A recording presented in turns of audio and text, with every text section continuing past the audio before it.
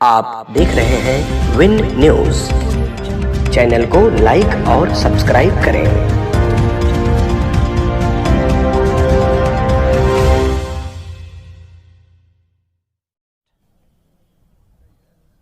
आज संसद में प्रस्तुत हुआ है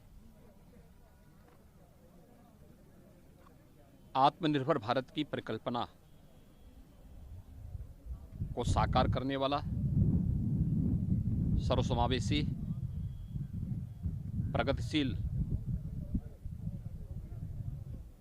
और कोरोना कालखंड में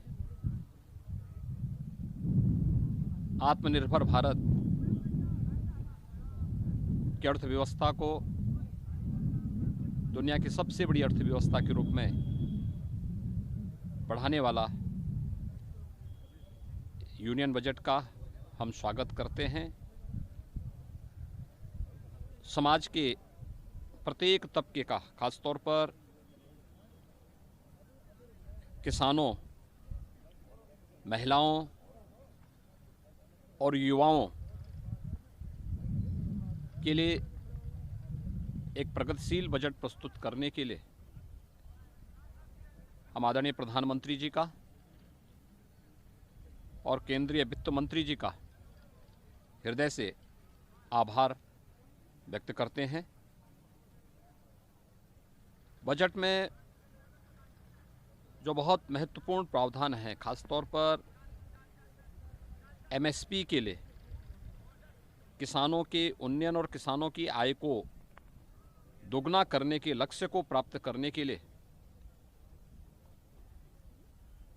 यह जो किसानों की वर्षों से चली आ रही मांग को पूरा करता है और प्रधानमंत्री जी के उस संकल्प को जो 2022 तक किसानों की आमदनी को दोगुना करने के लक्ष्य को उन्होंने रखा था, उसे भी पूरा करता है। युवाओं के लिए 60 लाख नौकरियां, यह भारत के युवाओं को, और स्वाभाविक रूप से उत्तर प्रदेश देश की आबादी का सबसे बड़ा राज्य भी है और सबसे युवा राज्य भी है, तो उत्तर प्रदेश के युवाओं को इससे और भी आगे बढ़ने का अवसर मिलेगा।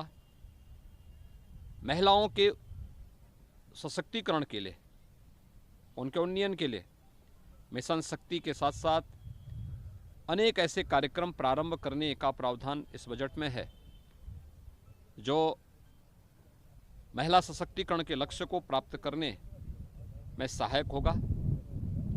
राज्यों को 50 वर्षों तक बिना ब्याज के ऋण की सुविधा उपलब्ध करवाने का प्रावधान,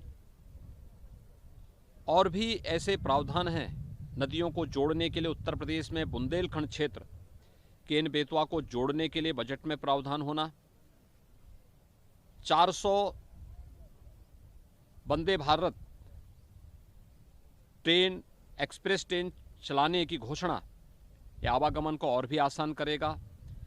infrastructure, road infrastructure, airport, cargo के निर्माण के लिए और भी अन्य हेल्थ इंफ्रास्ट्रक्चर के लिए विशेष प्रावधान होना, यह देश की अर्थव्यवस्था को एक नई ऊंचाइयां प्रदान करेगा।